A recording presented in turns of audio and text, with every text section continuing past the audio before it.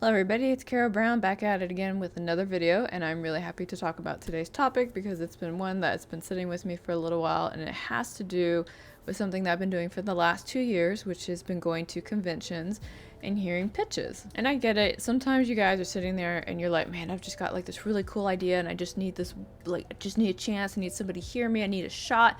And you're at a convention hall and you're seeing either like a group or a person and you're thinking that that's going to be your way in, and so you go over and you're like, this is my shot, I'm going to do it.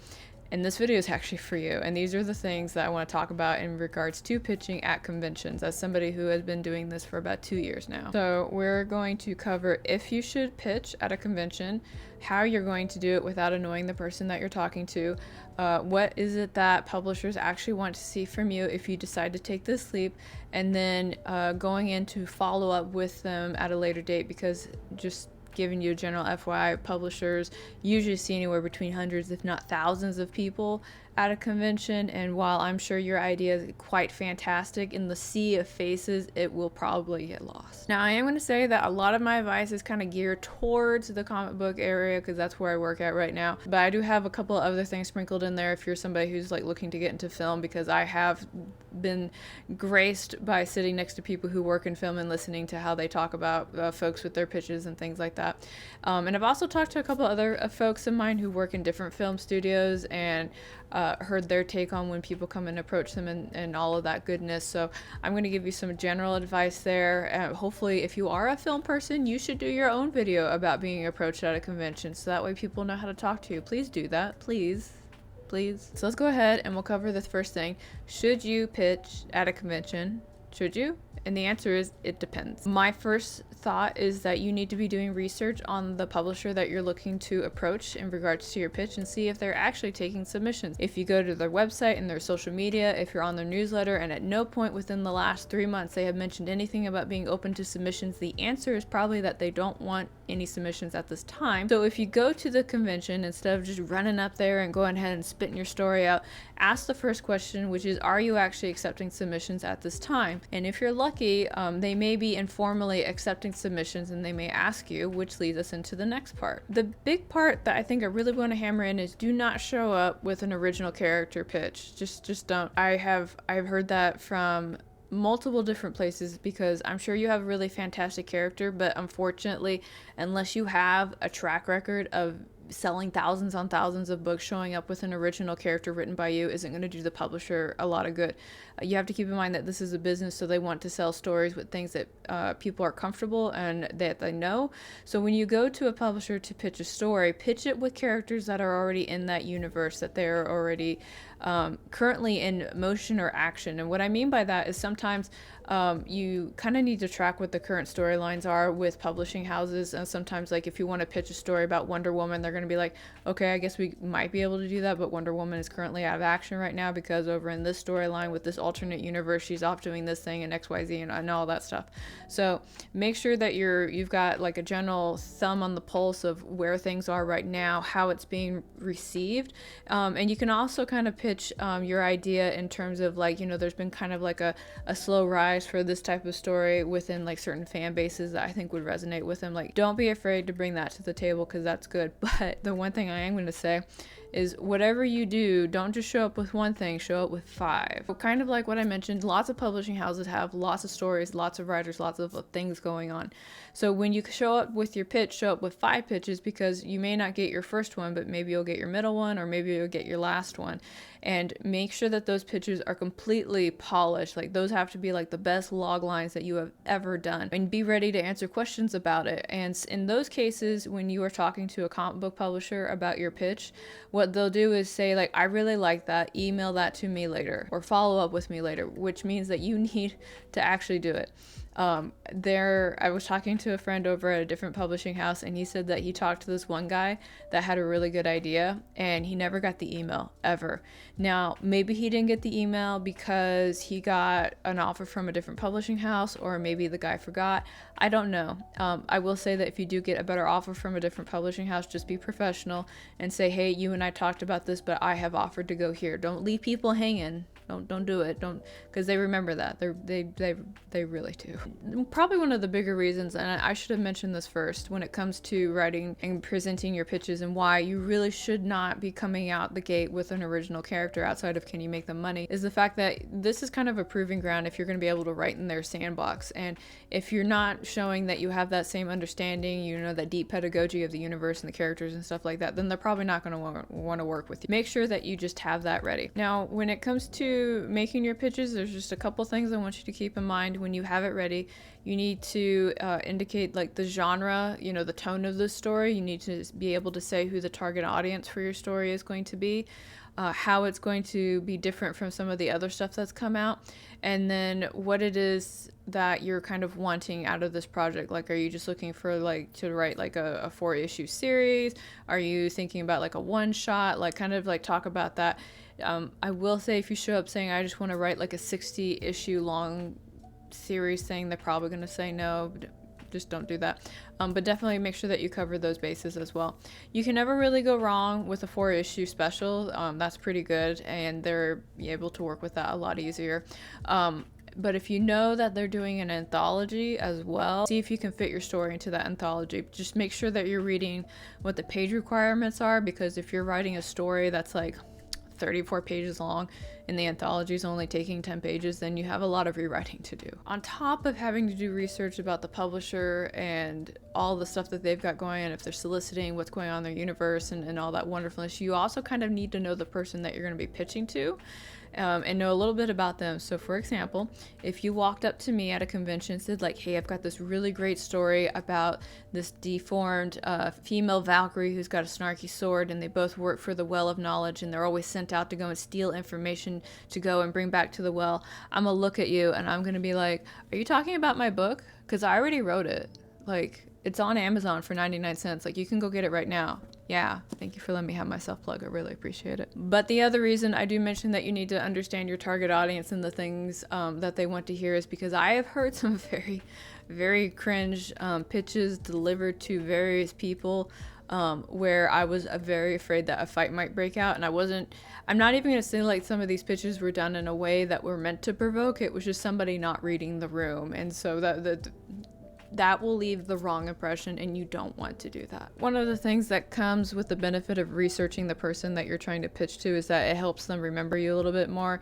So like, I'll never forget like the day that I was at MegaCon and like Bruce showed up and he was talking to me about how much his wife liked my book, and I was like, oh wow, really? I want you to know, so I also remember Bruce's name. Right? And his wife was there, and so she and I talked a little bit about the book, and I will forever remember the fact that the first thing that Bruce told me when we met at MegaCon was that he had taken the time to read my book. I was like, wow, that's so cool. People read my shit. But I know some of you are not all writers, so we're going to move away from the writer part of this into the artist part. If you are an artist, I'm going to tell you exactly what I want to see from you. I want to see your artwork. And when I want to see your artwork, I want to see it in a physical portfolio. You show up. I don't care if it's as big as this book. I don't care if it's as big as you. I want to see it. This day and age, everybody's like, oh, I'll just put it on my phone so you can see it. Don't do that, because I will tell you what, one, I can't guarantee if the stuff on the phone is actually made by you. And then the other thing is that if you're trying to show me your online portfolio, you're in a convention center full of hundreds on thousands of people who are all trying to access the Wi-Fi at the same time. You won't be able to connect to your portfolio. Bring the physical one. Let me see it. When it comes to your physical portfolio, there are definitely a couple things that I am going to look for on top of like everybody else.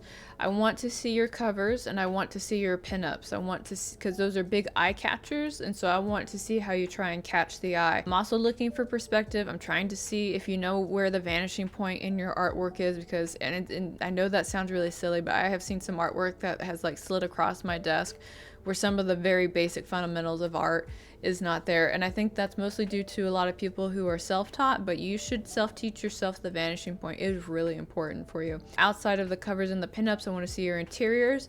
I want to see splash pages, which I know sounds like pinups. See the action scenes. I want to see how you put dialogue on pages.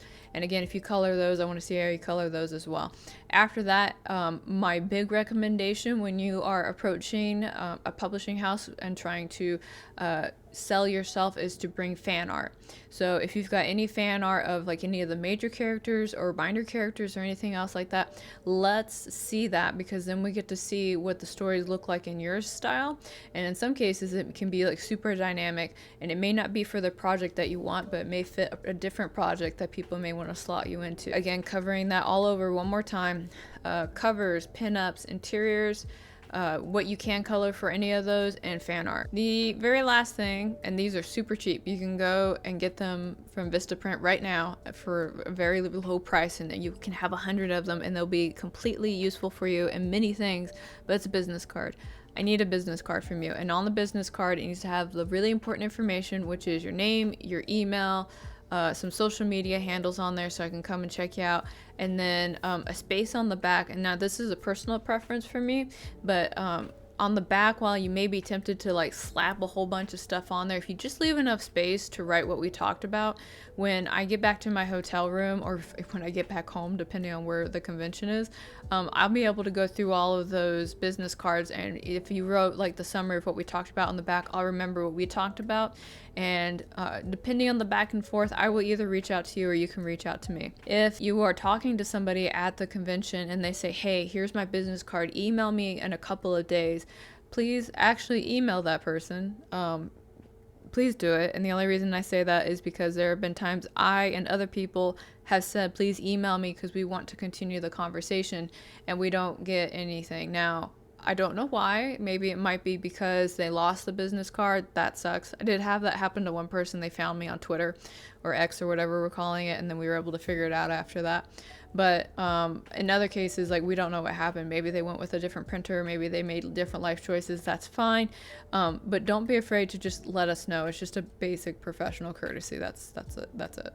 Now, I will say that if you email and you don't get a response right away, it's not you. It's very busy on the other end of the screen. And usually when I get back from conventions, I'm speaking for myself at this point, but I'm told this is a universal thing. People are usually flooded with their emails when they get back, and it takes some time to go through it. And then, of course, when you actually work at the printer itself, or not the printer, but when you work at the publishing house itself, there's a lot of other moving factors. So my recommendation is you send the first email with a summary of what was discussed and that you were excited to see how to move forward. If you don't get a response that week, email the following week. If you don't get another response, wait a few more weeks after that. Do one more, and then after that I would probably email once every 6 months after that. And that's probably the best rule of thumb that I heard from somebody who works over at DC. And it's a mixture of the time's not right or it's super busy, but the 6 month thing is pretty much where it's like, hey, we were chatting at this thing, we talked about maybe doing something together, and I just wanted to do a refresher on that talk. That's it. That's all you have to do. But in the case you do that for, I want to say, like maybe two 6 month periods, and you don't get a response, you're probably not going to get a response after that. I'm sorry to tell you that. I'm just letting you know right now.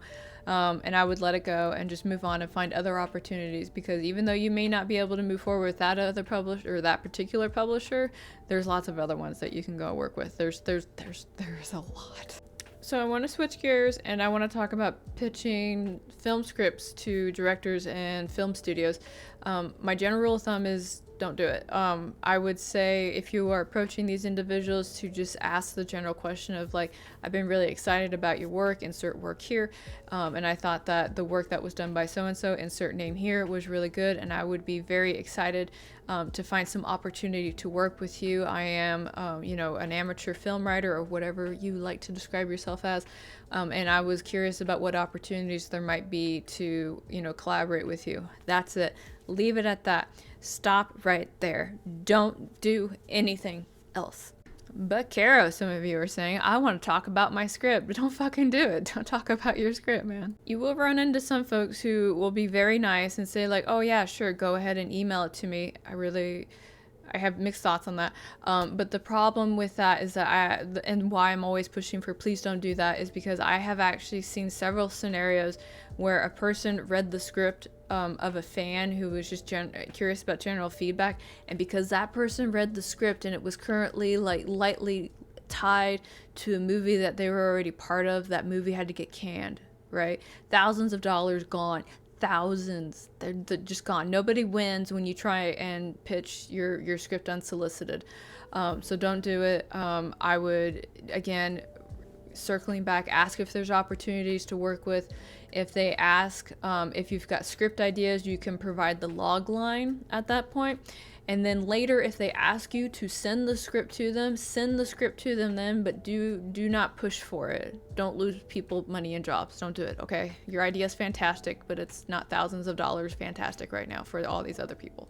It is a little bit of a legal nightmare. It really is, just because of what has happened in the past. Like, for example, anytime somebody tries to send a pitch in over at Rippaverse, it's just immediately destroyed. We don't open the email.